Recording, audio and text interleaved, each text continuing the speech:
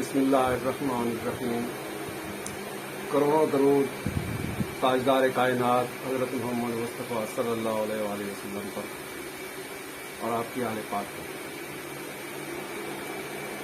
ناظرین،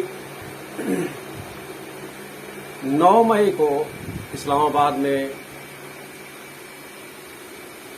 جو واقعہ ہوا،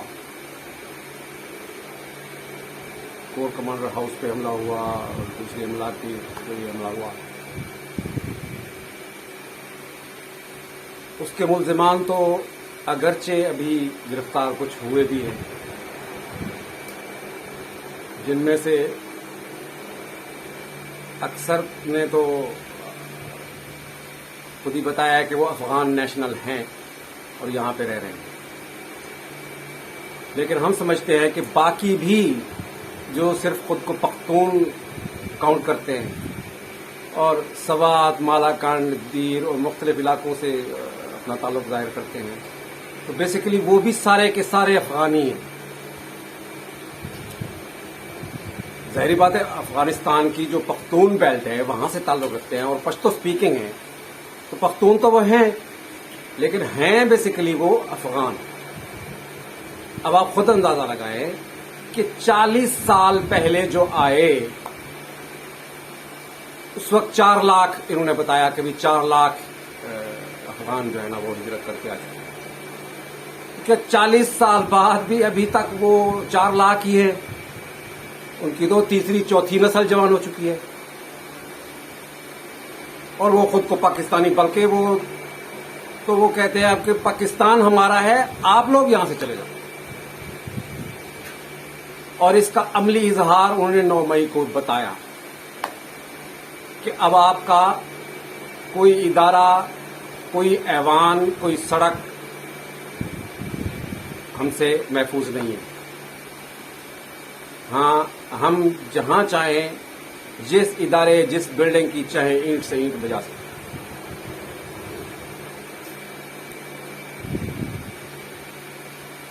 اب جب ہمارا دارالحکومت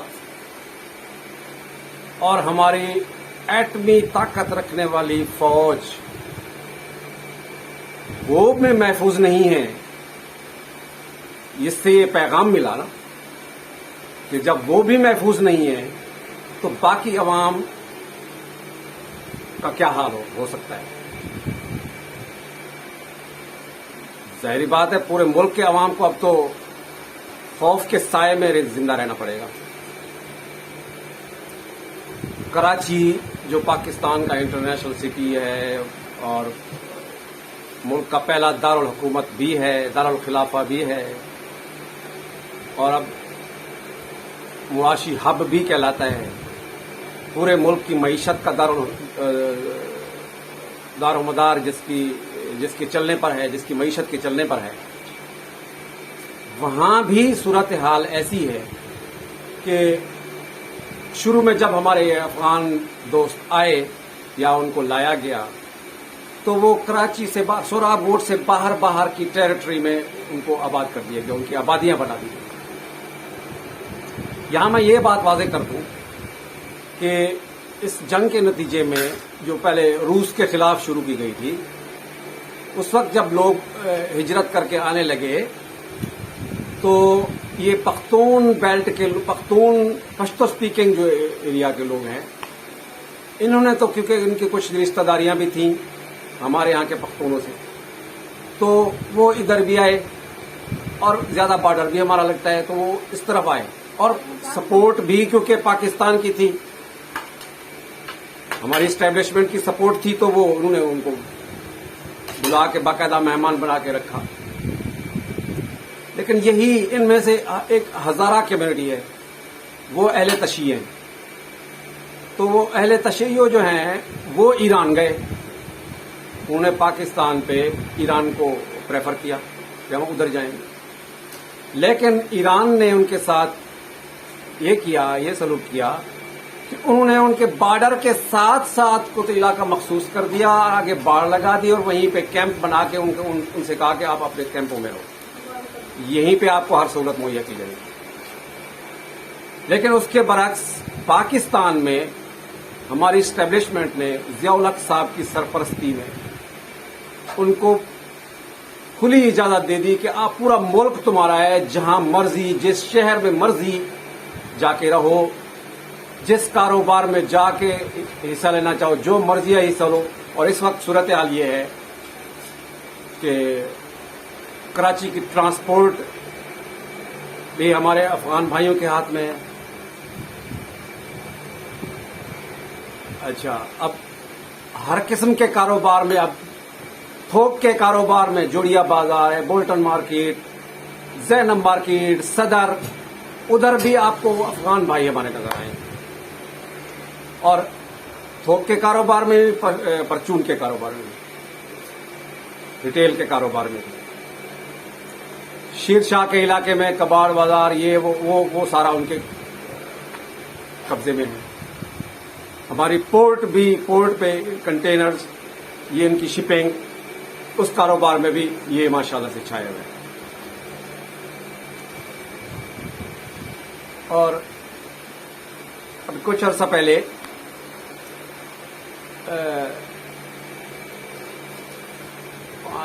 5 سال تقریباً پہلے، جب عمران خان، ابھی یہ الیکشن سے پہلے، عمران خان کو اپنا ووٹ بینک بڑھانے کے لیے انہوں نے ایک سلوگن دیا یا اپنے خیالات کا اظہار کیا کہ پاکستان میں جو رہتے ہیں 2-4 لاکھ ہیں یہ ہمارے افغان، اور 70-80 ہزار ہوں گے، 1 لاکھ ہوں گے ہمارے بنگالی بھائی۔ تو وہ 30-40 سال کے عرصے سے رہ رہے ہیں، تو ان کو جو ہے نا وہ نیشنلٹی دے دینی چاہیے۔ ان کی منطق یہ ہے کہ یورپ میں 5 سال بعد دے دی جاتی ہے، یہاں پہ تو 30 سال سے بیٹھے ہوئے ہیں، 40 سال سے بیٹھے ہوئے ہیں، تو ان کو نیشنلٹی دے دینی چاہیے۔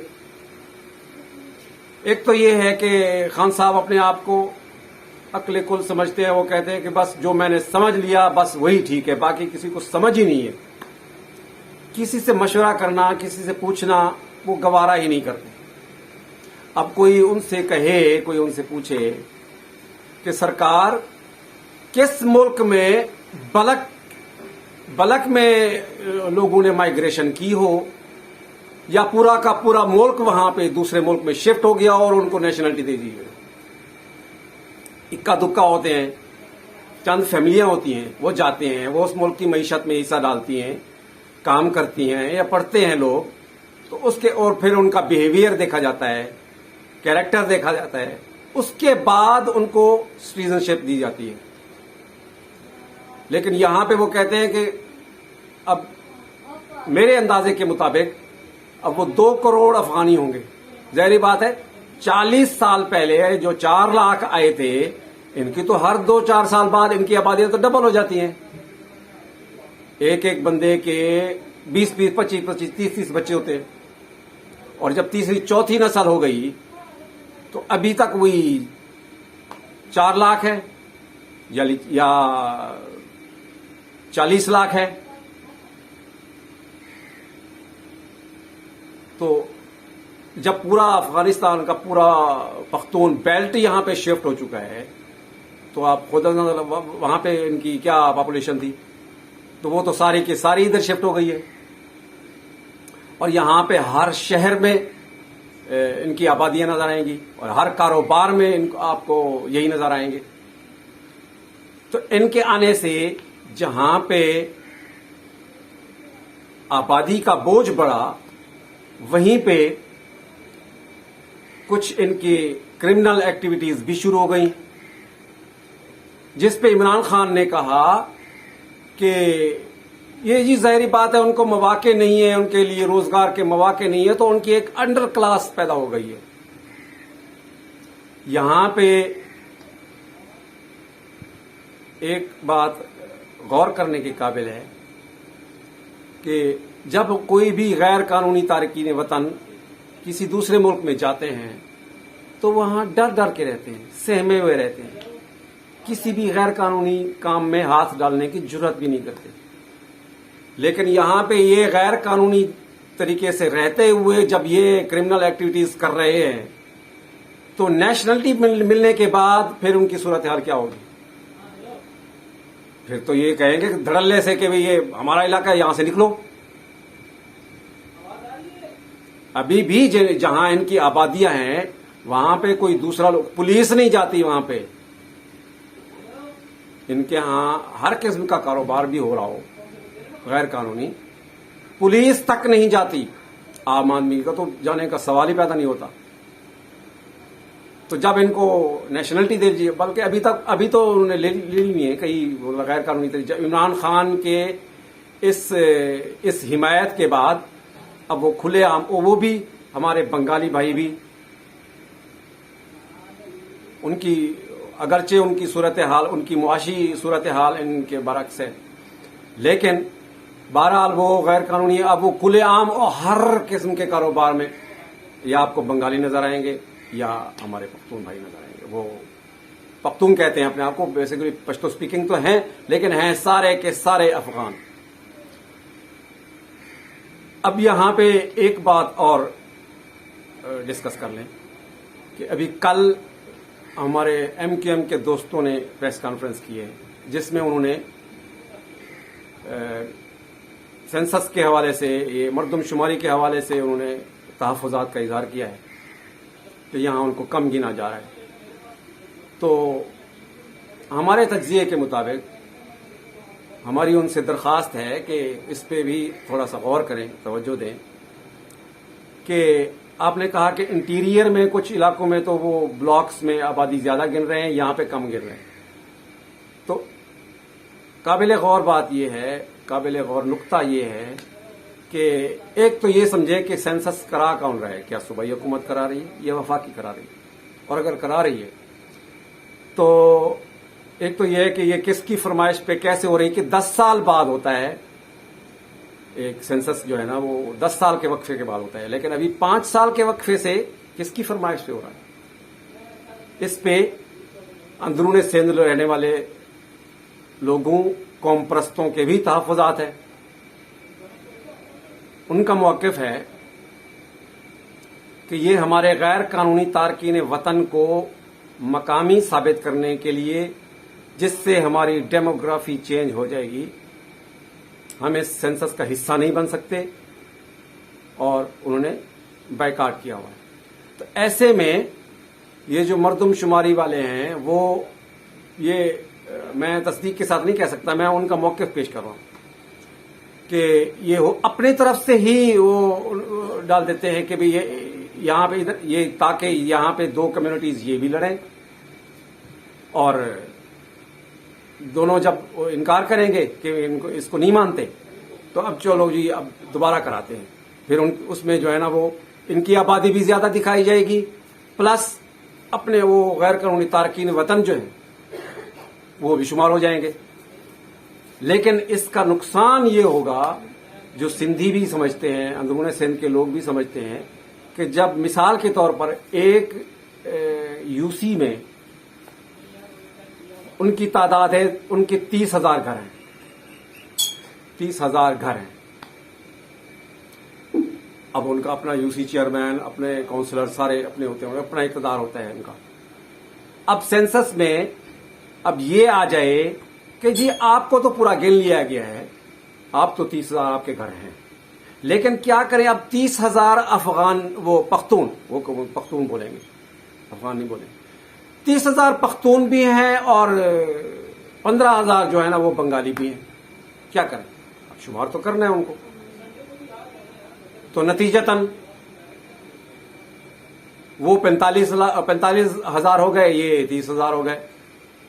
تو اقتدار کن کے پاس چلا گیا؟ ان کے پاس. وہ اقلیت میں اپنے ہی دھرتی پہ، اپنے ہی ملک میں، اپنے ہی علاقے میں وہ اقلیت میں تبدیل ہو گئے. تو یہی صورتحال پورے ملک کی ہے. اسلام آباد کی بھی صورتحال یہی ہے. تو اچھا، اور وقتاً فوقتاً یہ ہمیں اشتہارات کے ذریعے اور ویسے بھی تقریروں میں بھی لوگوں کے بھاشن ملتے رہتے ہیں کہ اوہ یہ آبادی کا بم ہمارے پاس بڑا ہو رہا ہے، یہ تو پھٹ جائے گا تو اس سے نقصان ہوگا. آبادی پہ کنٹرول کرو. منصوبہ بندی کرو. تو بھائی صاحب آپ کی بات مان بھی لیں, منصوبہ بندی پہ عمل بھی کریں, تو اس سے کیا ہوگا کہ جو جتنی آبادی ہے اس وقت وہ وہیں پہ سٹاپ کر جائے گی, اتنی ہی رہے گی. لیکن اگر آپ ان غیر قانونی تارکین وطن ہمارے افغان بھائیوں کو, بنگالیوں کو, برمیوں کو ان کے وطن بھیجیں تو یہ 2 کروڑ تقریباً 2 کروڑ کم ہو جائے گی. پھر کانفلکٹس بھی نہیں ہوں گے,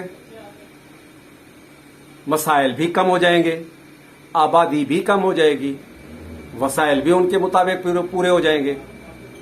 تو اس پہ غور کیوں نہیں کیا جاتا؟ اس پہ ہر بار ان کو ایکسٹینشن کیوں دے دی جاتی ہے؟ اب تو ان کی اپنی حکومت بھی بن گئی, اب تو افغانستان ان کا کرنسی ریٹ بھی ہم سے زیادہ ہے, مضبوط ہے, کاروباری مواقع بھی زیادہ ہیں, تو ان کو واپس کیوں نہیں بھیجتے؟ ہاں ایک بات اور کہ اب پہلے جب جہاد چل رہا تھا تو اس وقت ہماری اسٹیبلشمنٹ کے مطابق وہ ایسے ڈیل کرتے تھے جیسے افغانستان پاکستان کا 5واں صوبہ ہے, آتے جاتے رہتے. اب جب امریکہ نے ان سے کام لے لیا, اب خود آ گیا, تو اب اس نے کہا کہ بھی شاباش نکلو, اب آپ کو بھی ویزا لے کے جانا پڑے گا. اور صورتحال یہ ہے کہ ہمارے صحافی بھی اور عام لوگ بھی کوئی ویزا لے کر بھی جائیں تو 10 جگہ ان کی تلاشی لی جاتی ہے, ان کی پوچھ گچھ ہوتی ہے ان سے, کہاں سے آئے ہو, کہاں رہتے ہو, کیا کرتے ہو, کس لیے جانا ہے, کس سے ملنا ہے, کتنے دن رہنا ہے. اور وہ دھڑلے سے پورے ملک میں جہاں چاہے رہ رہے ہیں, کاروبار بھی کر رہے ہیں. اور ان کے لیے مزے کی بات ایک اور بھی کہ باہر سے کوئی چیز امپورٹ ہوگی تو اپنے لوگوں کے لیے, یہاں کے اپنے مقامی لوگوں کے لیے کئی گنا ٹیکس لگے گا, تو پھر وہ گاڑی آ جائے گی. ان کے لیے ٹیکس فری ہے, وہ کاریں منگوائیں, وہ لینڈ کروزر منگوائیں, وہ ڈمپر منگوائیں, ٹرک منگوائیں, جو یہیں پہ ہی استعمال کرتے ہیں, ٹیکس فری. یہاں کا مقامی بندہ کوئی اتنی اس پرائس پہ نہیں لے سکتا. پورٹ بھی وہ آپ کی استعمال کر رہے ہیں, اور علاقے میں بھی آپ کے وہ استعمال کر رہے ہیں, لیکن ان کے لیے ریٹ دوسرا ہے, اور جو اس دھرتی کے باشندے ہیں ان کے لیے دوسرا ہے. اب جو میں نے یہ صورتحال بتائی ہے اس کے ایک ثبوت کے طور پہ آپ کو صورتحال دکھاتے ہیں کہ کراچی جو پاکستان کا انٹرنیشنل سٹی اور ہب ہے, معاشی ہب ہے, اس کا انٹرنس جو ہے, اس کا انٹری پوائنٹ, اس پہ ہمارے ان افغان بھائیوں کا کس طرح ہولڈ ہے, کس طرح یہ کاروبار کر رہے ہیں, تو وہ آپ کو صورتحال دکھاتے ہیں. آئیے چلتے ہیں.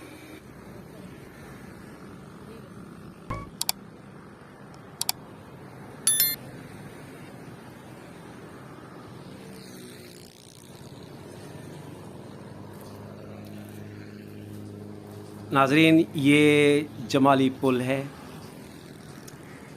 یہ ٹریفک یہاں سے جو ہے نا وہ کراچی شہر میں داخل ہو رہی ہے, داخل ہونے کے لیے یہاں سے روانہ ہوتی ہے, یہاں سے جا رہی ہے.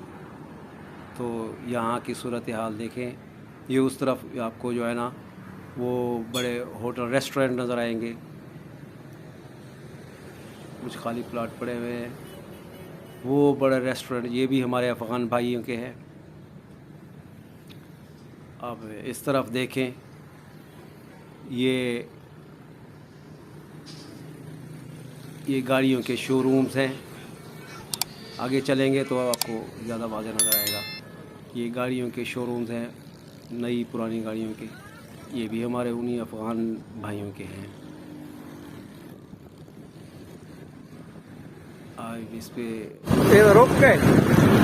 یہ آپ کو یہاں پہ یہ بات واضح کر دیں ناظرین کہ قانون کے مطابق हाई वे से, ये सुपर हाईवे जो है, हाईवे से 200 गज़ के फासले तक कोई भी कारोबार नहीं हो सकता, कोई तामीरात नहीं हो सकती, पाबंदी है। लेकिन सूरत हाल जो कुछ है जैसे है वो आपके सामने, ये देखें, ये कंटेनर्स पड़े हुए हैं, ये पीछे उनके शोरूम्स, उनकी दुकानें हैं या ऑफिसेज हैं, आगे इनकी गाड़ियाँ पड़ी हुई हैं,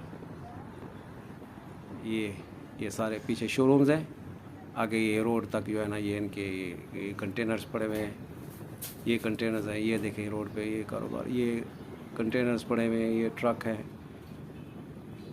ये एक लिंक रोड है आबादी का, इसके आगे फिर ये देखें पुरानी गाड़ियाँ पड़ी हुई हैं, ढांचे पड़े हुए हैं, ये कंटेनर्स रखे हुए हैं, कंटेनर्स के आगे अंदर गाड़ियाँ होंगी,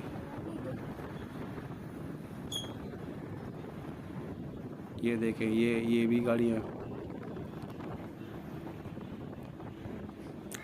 ये सारी आपको सूरत हाल आपको, ये देखिए ये ट्रक वर्क खड़े हुए हैं, यहाँ पे एक नया कारोबार, ये रेती बजरी का इन्होंने भी कारोबार शुरू कर दिया, यहीं पे ये रेती बजरी के ढेर लगा के ट्रक खड़े कर दिए यहीं से। अब इससे ये जो है ना गाड़ियाँ जो गुज़रती हैं उन पे धूल मिट्टी भी पड़ती रहती है, वो भी परेशान होते हैं, लेकिन धड़ल्ले से ये कारोबार हो रहा है, ये देखें।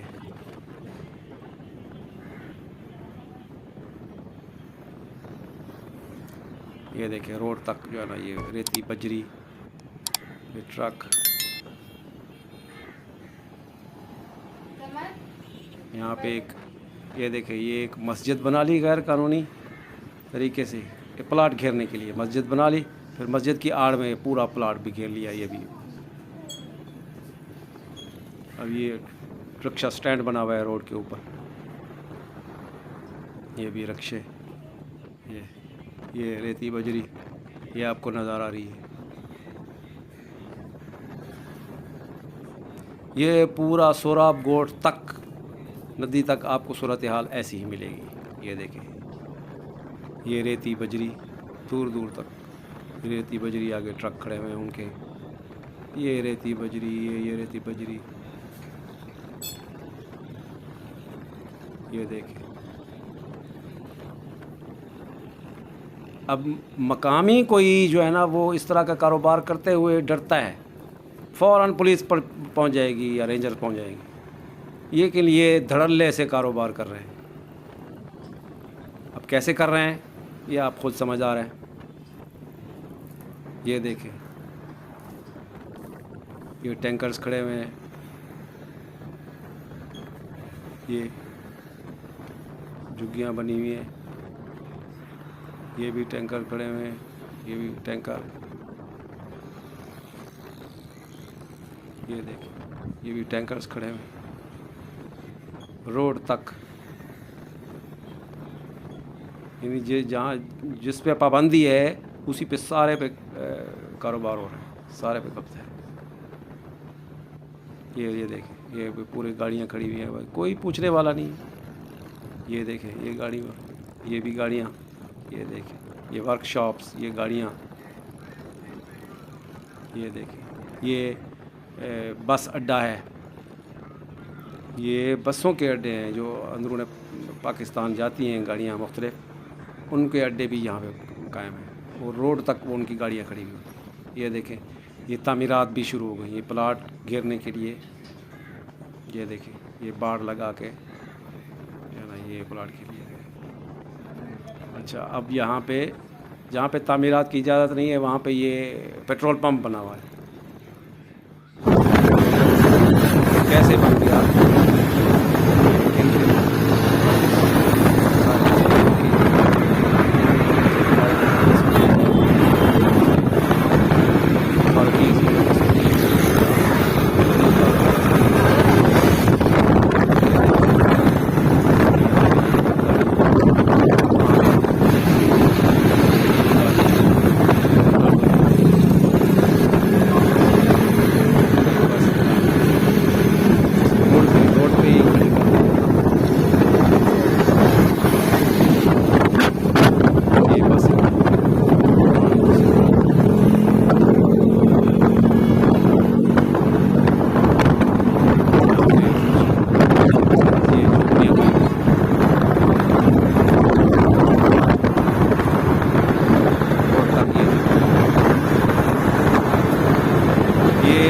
فیمس سینٹر کا انٹرنس ہے.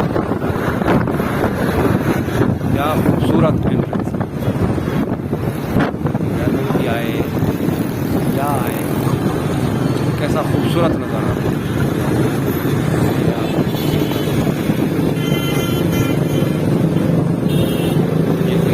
یا ایون افغانستان نہیں ہے, یہ جنگ زدہ ملک نہیں ہے.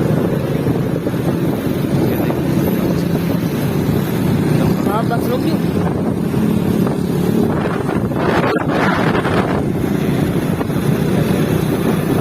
ورک شاپ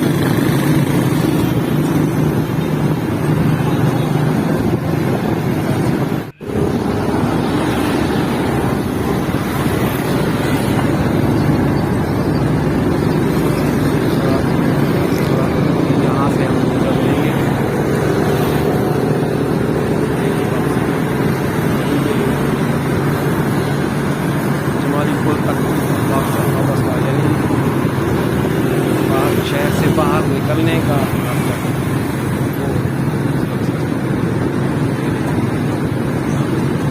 بس اڈا ٹائم ہے آپ سے نکلتے ہیں.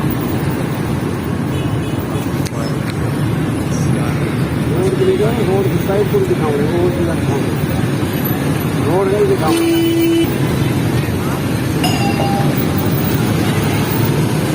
یہاں تک روڈ تک دھیرے کے سجاؤ تھا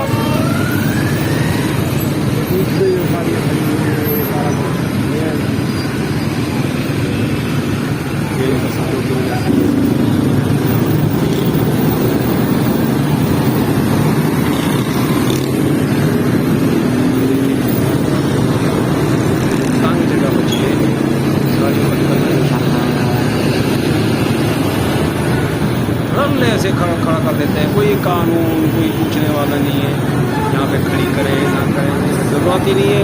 جہاں مرضی کھڑی کر دیں. ملک اپنا ہے, شہر اپنا ہے, جہاں مرضی ہے. کاروبار بھی ہو رہے ہیں جسے جا رہے ہیں, یہ کاروبار بھی ہو رہے ہیں.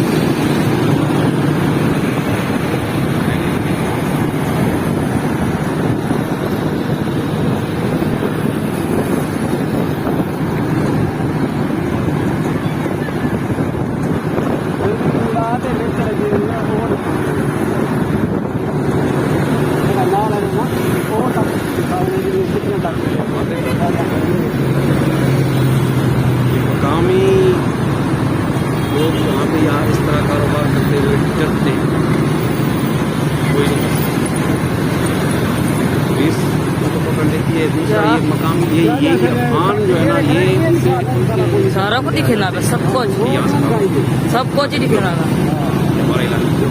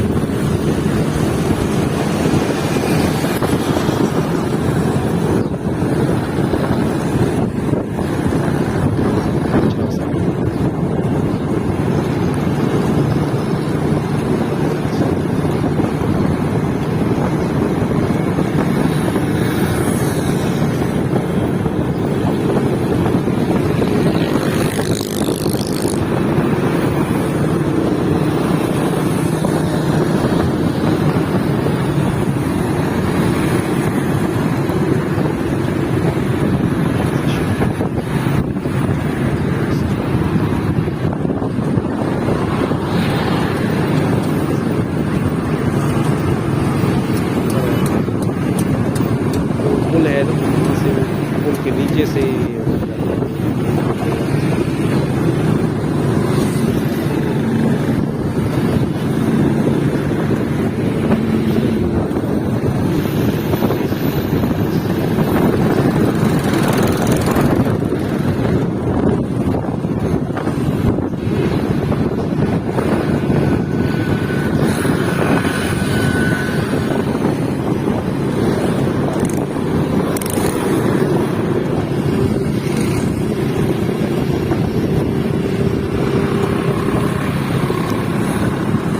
पे हम अपने ब्लॉग का इख्तिताम करते हैं।